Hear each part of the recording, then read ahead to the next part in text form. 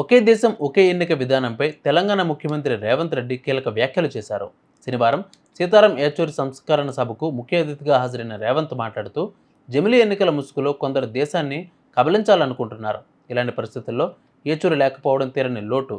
ఏచూరి చూపిన మార్గంలో జమిలీ ఎన్నికలను అడ్డుకుంటాం, పోరాడతాం అన్నారు. దేశ రాజకీయాల్లో ప్రజాస్వామిక స్ఫూర్తికి సీతారాం ఏచూరి కృషి చేశారు. పేదల కోసం పాటుపడ్డారు. జీవితకాలం నమ్మిన సిద్ధాంతం కోసం కట్టుబడి ఉండే వ్యక్తులు అరుదు. రాహుల్ గాంధీతో సీతారాం ఏచూరికి చాలా మంచి అనుబంధాలు ఉన్నాయి. దశాబ్దాల పాటు పేదల సమస్యలపై సీతారాం ఏచూరి కృషి చేశారు అని రేవంత్ గుర్తు చేశారు. వారు పాటించిన సిద్ధాంతాలను ఈరోజు వారిని స్ఫూర్తిగా తీసుకొని కేంద్ర ప్రభుత్వం ఏదైతే జమిలీ ఎన్నికల్ని తీసుకురావాలనే ప్రయత్నం చేస్తుందో, కేంద్ర ప్రభుత్వంలో రవనీత్ సింగ్ బిట్టు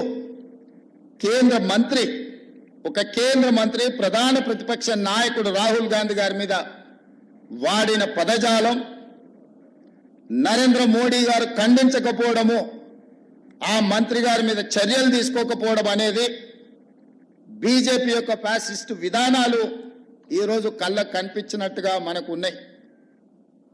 ప్రధాన ప్రతిపక్ష నాయకుడి మీద వ్యాఖ్యానించే ముందు కేంద్ర మంత్రివర్గంలో ఎవరో సామాన్య కార్యకర్త లేకపోతే వీధి రౌడీనో అలాంటి మాటలు మాట్లాడిందంటే వేరు.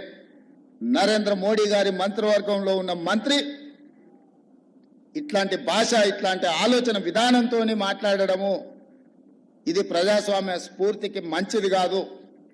ఇట్లాంటి తప్పుడు విధానాలు, ఇలాంటి భాష ప్రయోగాలు చేసినప్పుడు ఒక జడ్జి లాగా వ్యవహరించే సీతారాం ఏచూరి గారు లాంటి లేకపోవడం మనందరికీ ప్రజాస్వామ్యానికి కూడా నష్టం అని చెప్పి నేను ఈ సందర్భంగా తెలియజేయదలుచుకున్నా. ఏది ఏమైనా జమిలీ ఎన్నికల్ని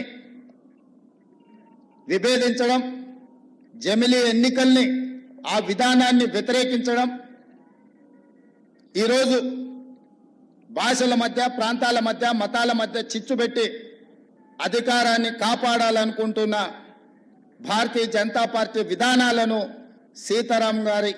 సీతారాం ఏచూరి గారి యొక్క ఆలోచనలతో వాటిని నిలువరించాల్సిన బాధ్యత మన అందరి మీద ఉన్నది.